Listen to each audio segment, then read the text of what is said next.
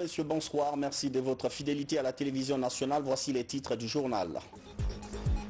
La phase 2 du plan de riposte anti-Covid, l'État fait encore de gros sacrifices financiers pour lutter contre la maladie. Retour ce soir sur les grands axes de la déclaration du Premier ministre chef du gouvernement. La campagne agricole, la Haute-Guinée prépare le coup d'envoi. Visite des terrains d'abord pour relancer les barrages hydro-agricoles. D'autres détails sont en train d'être réglés aussi avant le lancement de l'édition 2020. Un tox médiatique, un site guinéen épinglé d'avoir diffusé de fausses informations. Le phénomène de fake news devient courant dans la presse. Le site en question, l'intox diffusé et ses intentions, c'est à suivre dans cette édition d'information. Voilà pour les titres. Madame, Monsieur, bonsoir et bienvenue dans ce journal qu'on ouvre par ce décret dès 2020-131 PRG SGG portant nomination du directeur général de la société publique, la pharmacie centrale de Guinée, société PCG SA, le président de la République. Vu la Constitution, vu le décret dès 2020-108 PRG SGG du 11 juin 2020 portant création de la société publique, la pharmacie centrale de Guinée, société PCG SA décrète. Article 1er. Dr Moussa Konaté, pharmacien, est nommé directeur général de la société publique, la pharmacie centrale de Guinée, société PCG SA. Article 2. Le ministre de la Santé, le ministre du Budget et le ministre de l'Économie et des Finances sont chargés, chacun en ce qui le concerne, de l'exécution du présent décret. Article 3. Le présent décret qui abroge toutes dispositions antérieures contraires prend effet à compter de la date de signature, sera enregistré et publié au journal officiel de la République. Conakry, le 24 juin 2020, signé professeur Alpha Condé. Et puis ces deux messages de départ, le premier adressé à son grand commandeur favori Gonçalo de Valepec Soto de Villas-Boas, lieutenant intérimaire de l'ordre souverain militaire de Malte, Rome. Grand commandeur, la célébration du 24 juin qui marque la fête patronale du Saint-Jean m'offre l'occasion de vous adresser personnellement les vives et chaleureuses félicitations du peuple de Guinée et de son gouvernement auquel je joins les miennes propres. Je saisis cette opportunité pour vous exprimer toute ma satisfaction et ma reconnaissance pour le soutien précieux que l'ordre souverain et militaire de Malte ne cesse d'apporter aux différents programmes de santé en République de Guinée. Je tiens à vous assurer de ma volonté et celle de mon gouvernement de consolider les relations d'amitié et de coopération qui existent entre l'ordre souverain et militaire de Malte et la République de Guinée. En vous réitérant mes vœux de santé, de paix et de prospérité, je vous prie de croire, le grand commandeur, en l'assurance de ma haute considération. Professeur Alpha Condé, président de la République, chef de l'État. Le second message de départ est adressé à son Excellence, Monsieur Évariste Ndayishimiye, président de la République de Burundi. Bujumbura. Excellence, Monsieur le Président, c'est avec un réel plaisir que le peuple de Guinée, son gouvernement et moi-même avons salué votre élection à la magistrature suprême de la République du Burundi. En cette heureuse circonstance, permettez-moi de vous adresser les vives et chaleureuses félicitations du peuple de Guinée, de son gouvernement ainsi que les miennes propres. En plaçant sa confiance en votre Excellence, le peuple frère burundais prouve sa détermination à contribuer davantage à l'enracinement de la démocratie et de l'état de droit ainsi que pour l'édification d'une nation forte, unie et prospère. C'est aussi l'occasion pour moi de vous dire mon entière disponibilité d'œuvrer avec vous pour le renforcement des relations d'amitié et de coopération existant entre nos deux pays. En vous adressant mes vœux de bonheur et de pleine réussite dans l'exercice de votre mandature, je vous prie d'accepter, Excellence Monsieur le Président et chers frères, l'assurance de ma haute considération. Professeur Alpha Condé, président de la République, chef de l'État. Le 6 avril dernier, dans un discours, le chef du gouvernement avait annoncé 30 mesures pour atténuer les effets économiques du coronavirus. Hier, Dr Ibrahima Kassori Fofana a fait le point de la riposte et annoncé de nouvelles mesures. Le gouvernement retrousse à nouveau les manches pour soutenir l'économie nationale. Kamara Boubacar. La mise en œuvre du plan de riposte à la Covid-19 pendant ces 3 mois aura représenté un montant de 845 milliards de francs guinéens, dont un effort budgétaire propre de l'État guinéen de 730 milliards. Dans la lutte contre le coronavirus, l'effort budgétaire consenti par le gouvernement se révèle exceptionnel. L'appui au secteur privé a mobilisé plus de la moitié des fonds engagés, 485 milliards de nos francs. Pour atténuer l'incidence de la pandémie sur notre économie, le gouvernement consolide encore les efforts sur les 3 prochains mois avec de nouvelles mesures. L'État a décidé de prendre à sa charge 50% des charges fiscales reportées en phase 1 pour le secteur du tourisme et de l'hôtellerie, ainsi que les factures d'eau et d'électricité des établissements de ces secteurs économiques. Pour le secteur du tourisme encore, l'effort de règlement des arriérés de l'État vis-à-vis des agences de voyage sera poursuivi. Dans la même logique, les entreprises du secteur de l'hôtellerie et du tourisme verront réduite de moitié le montant de leur contribution foncière unique et de leur patente en contrepartie du renouvellement des contrats de travail en cours. Des subventions seront accordées aux institutions de microfinance à travers le fonds d'appui au groupement d'intérêt économique pour les aider à faire face aux charges liées à la pandémie et à équilibrer leur bilan. Ces dispositions publiques répondent à 2 préoccupations du chef de l'État: maintenir l'activité économique hors de l'eau et garantir l'emploi. La reconduction des mesures sociales prises en avril dernier s'inscrit dans ce sens. Mieux, la deuxième phase du plan de résilience du gouvernement ajoute l'assistance aux couches vulnérables. L'Agence nationale d'inclusion économique et sociale, appuyée par la Banque mondiale, va opérer un transfert monétaire à 240 000 ménages, soit 250 000 francs guinéens pour 6 millions de Guinéens par mois. Un sursaut d'effort à la hauteur de la solidarité nationale nécessaire pour gagner le combat contre l'ennemi invisible. Comme l'a fait remarquer le président de la République, nous devons faire le choix de la responsabilité pour lutter efficacement contre la pandémie et briser la chaîne de contamination dans notre pays. À ce propos, il me plaît de redire les félicitations de M. le Président de la République au peuple de Guinée qui s'est montré à la hauteur des attentes en observant avec discipline et sacrifice les recommandations des autorités sanitaires. Comme d'autres épreuves traversées, nous sommes convaincus que celle de la Covid-19 passera, elle aussi, grâce à notre effort national de solidarité et notre capacité de résilience quand il s'agit de notre pays, notre chère Guinée, que nous sommes disposés à aimer, défendre et protéger. Avec un faible niveau de contamination et un taux de décès à 0,6% contre 3% en ce moment sur le plan mondial, la Guinée cerne progressivement l'épidémie. Il y a espoir que le renforcement de la riposte sanitaire combiné aux 2 autres volets du plan nous sortira de l'urgence pour l'accommodation avant la relance du cycle de croissance économique. Dans le même ordre d'idées, il y a ce communiqué conjoint. Dans sa déclaration à la nation du mardi 23 juin 2020, le Premier ministre et chef du gouvernement a fait part des mesures prises dans le cadre du plan de riposte à la Covid-19 phase 2.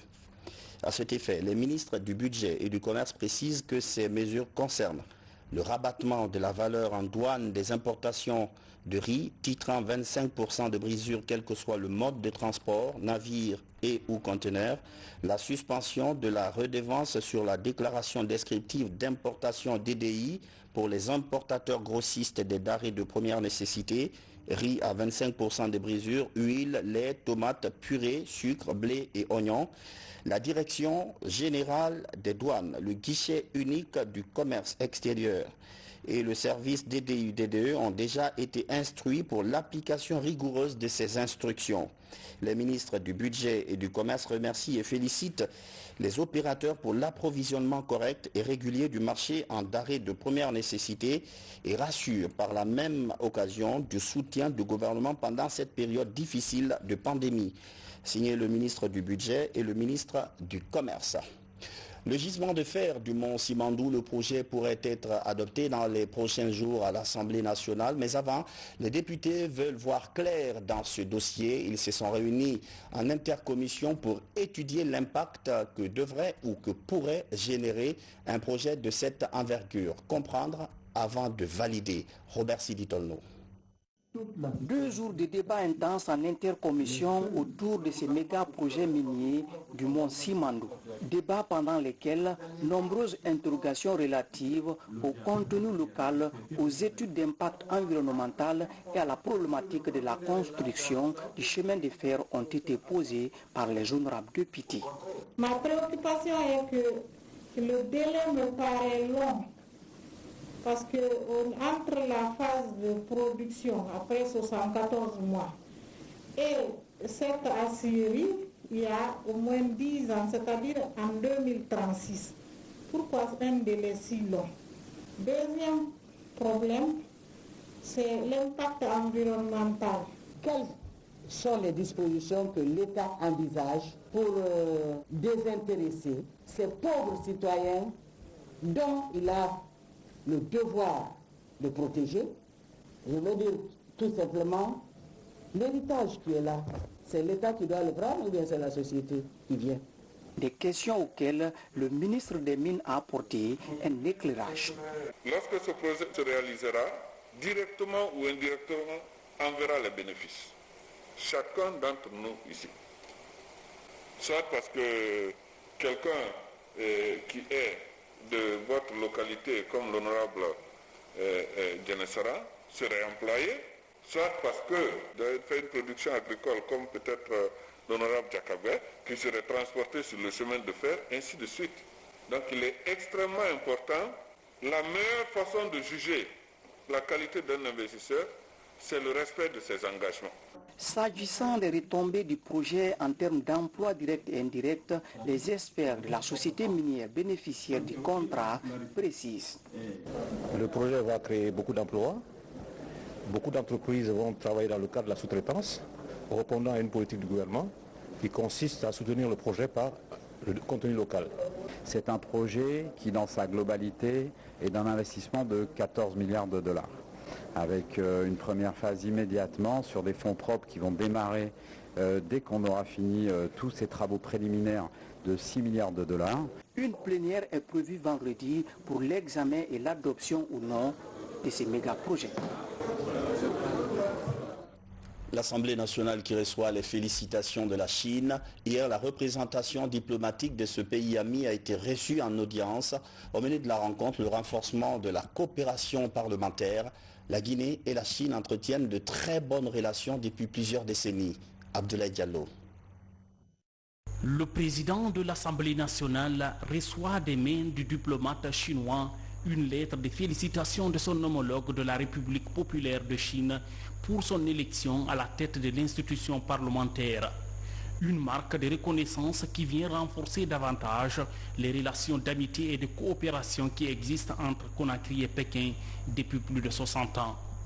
Le projet de construction du premier siège du Parlement guinéen, fruit de cette coopération, est aussi un sujet longuement débattu au cours de cette rencontre. Les relations entre la Chine et la Guinée sont toujours au beau fixe.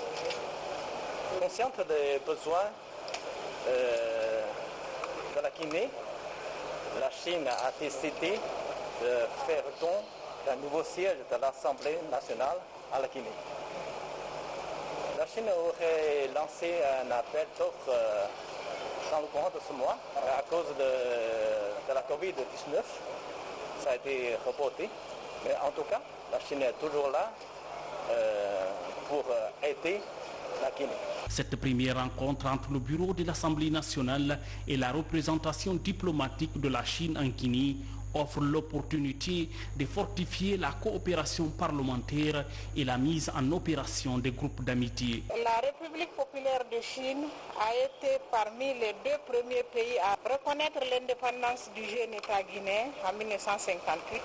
Et aussi, le plus important, c'est que la Guinée a été le premier pays africain au sud du Sahara à nouer des relations diplomatiques avec la République de Chine.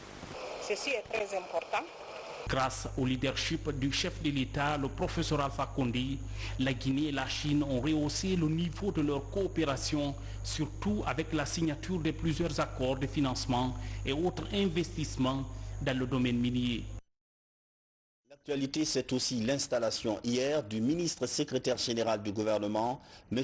Lansana Komara a de grandes ambitions et veut redonner du sang neuf au fonctionnement de ce département. Younous Atawel Kamara. Une minute de silence en la mémoire de feu Elal Seko Kourouma, ancien ministre secrétaire général du gouvernement, décédé le 18 avril 2020 par suite de maladie. Un hommage appuyé par Kiridi Bangoura, ministre secrétaire général à la présidence de la République, à l'homme pour son sens de rassembleur dont il a été. Le nouveau promu au poste du secrétaire général du gouvernement et son adjoint ont été invités à garder le cap de dynamisation et d'organisation de l'action gouvernementale. Lansana Komara est venu ici pour relever un défi. Le défi le plus complexe dans le fonctionnement d'un État, c'est le fonctionnement et le travail gouvernemental. Et le fonctionnement et le travail gouvernemental dépendent essentiellement du secrétariat général du gouvernement. C'est pour ça que le président a jugé, vu son expérience organisationnelle au niveau politique, au niveau intellectuel, au niveau universitaire et l'expérience administrative acquise, qui pouvait venir nous donner un coup d'accélération dans les réformes en cours. Le secrétariat général du gouvernement est un service névralgique de l'État. Le nouveau promis pour coordonner et animer ce département mesure bien la tâche qui leur incombe désormais.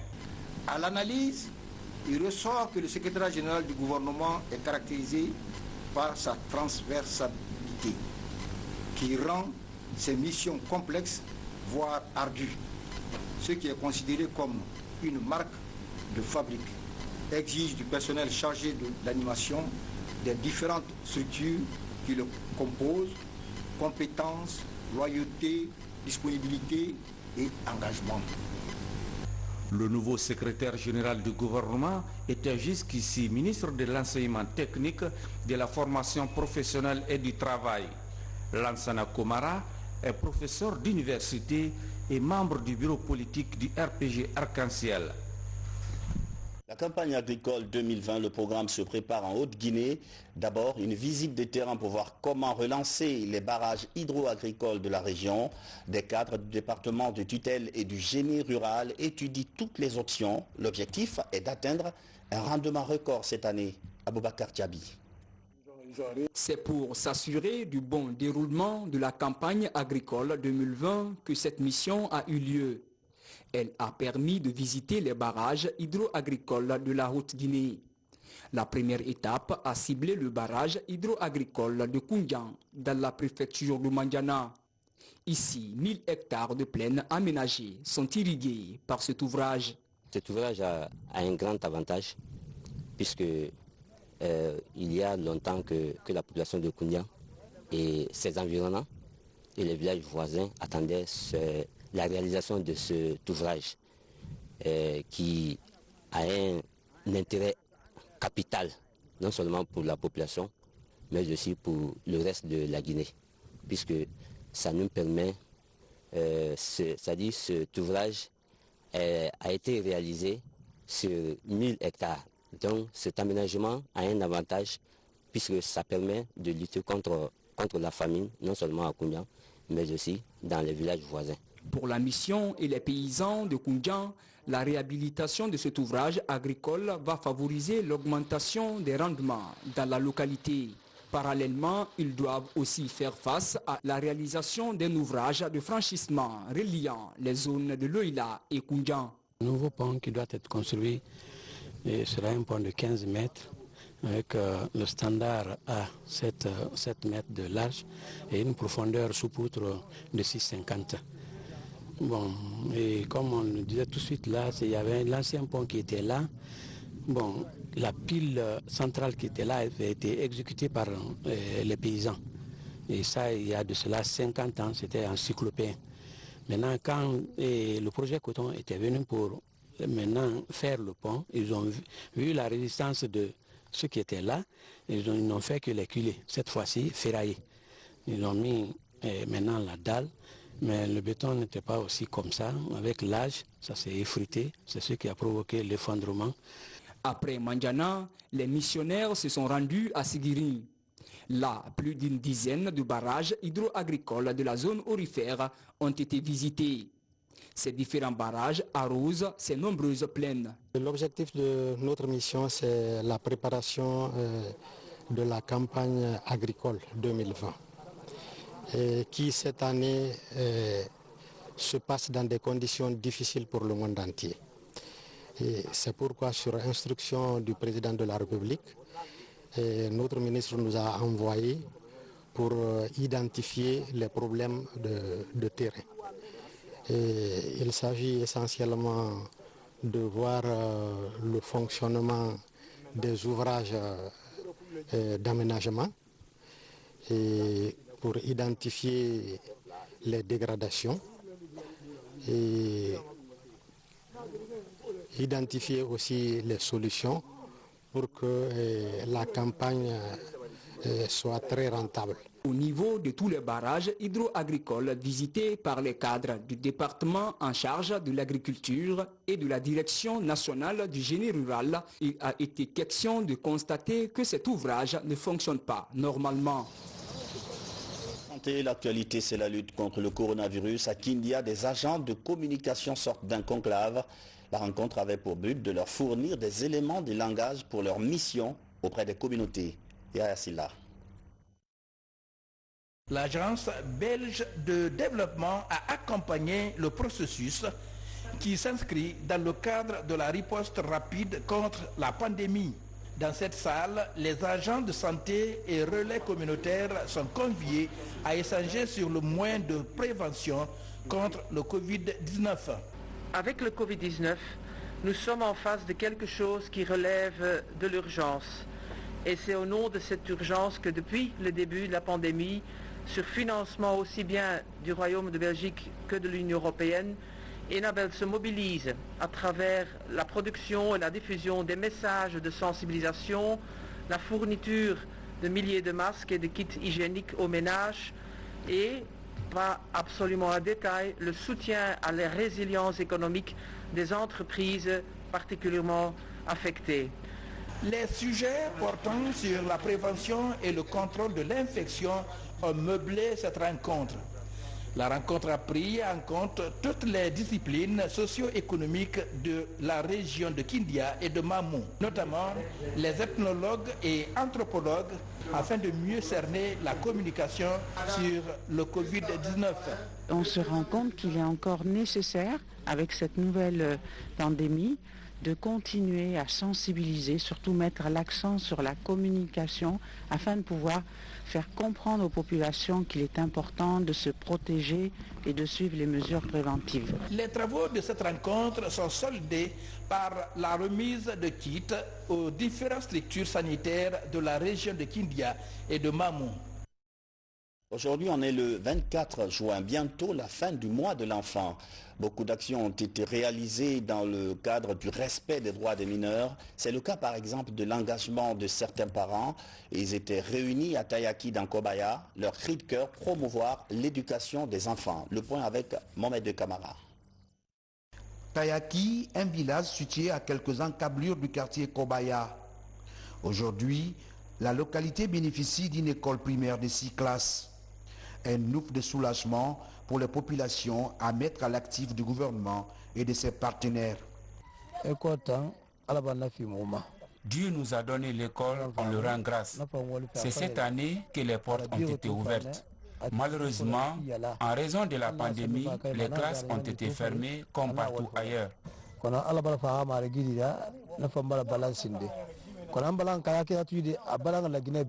En raison de la crise sanitaire, les nouveaux élèves, comme tous les autres, n'ont connu que 3 mois de cours.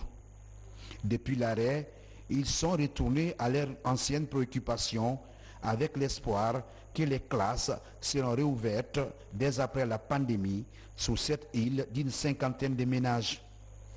Aujourd'hui, le combat des parents, préparer les esprits des habitants de Tayaki au respect des droits fondamentaux des enfants, surtout celui lié à l'éducation. Notre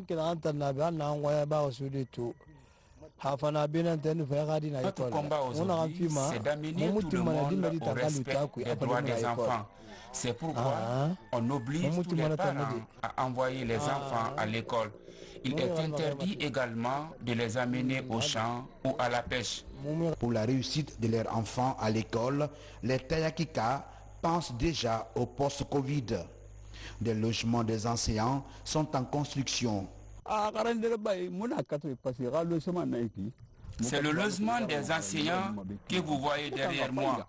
Nous voulons les rendre opérationnels avant la reprise des cours. Actuellement, ils habitent de l'autre côté. Pour le moment, on s'occupe bien d'eux. Aujourd'hui, les responsables de Tayaki et certaines ONG s'inscrivent dans l'élan de l'amélioration des conditions de vie des populations. Ce village, situé au large de Kobaya, est fondé il y a de cela un demi-siècle. Ne peuvent y accéder que les piétons ou les motards. Bientôt, une route d'accès qui mène à cet endroit paradisiaque sera disponible. Je vous le disais dans les titres, le phénomène devient courant, voire banal. Trop de fake news dans la presse, hélas. Parfois, c'est fait à dessein dans le but donc de manipuler l'opinion publique. Le voile commence à se lever sur les auteurs. Plus de 10 sites d'information du continent sont épinglés pour diffusion de fausses informations. Parmi eux, malheureusement, un site guinéen, Mamadou Saliouba. La publication de fausses informations, une pratique répandue sur la toile. Jusque-là, concentré sur les réseaux sociaux, le phénomène s'élargit sur les sites d'information en ligne. Une enquête réalisée par une instance américaine pointe du doigt une dizaine de sites sur le continent qui seraient spécialisés dans la publication de fausses informations. En Guinée, le site guineactu.com est épinglé par le rapport de think tank américain.